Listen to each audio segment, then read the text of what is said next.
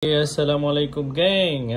So ni vas spring untuk kelisa V2. Okay, ni yang Toda Racing V2. So ini V3. Ni V3 punya version ketiga 2025. Okay, so dia lebih tebal lah dan dia lebih jarak 1, 2, 3, 4, 5, 6. Ada 6 je. Yang ni 1, 2, 3, 4, 5, 6. 1, 2, 3, 4, 5, 6. 6, 7 lah. Ok, kalau tengok sini 1, 2, 3, 4, 5, 6, 7. Sini 7. Sini dia ada 6 je. 1, 2, 3, 4, 5, 6. Kalau sini 1, 2, 3, 4, 5, 6. 6 lah.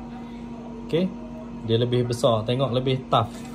Ok, kita tengok dia punya seat pressure dia. Ok, okey, yang V2 punya kita letak Tengok V2 punya. Okey, seat pressure dia naik berapa? 1, 2, 3, 4. 4 takak je. Okay, V3. Okey, V3. Oh, payah nak masuk. Keras.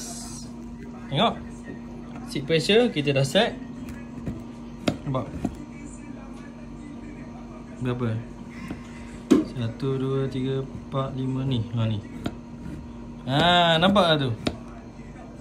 So yang ni untuk boost lebih tinggi dan lebih padu berbanding yang sebelumnya. Okey. Yang harga sama je. Tapi kita buat improvement daripada yang lama. Okey.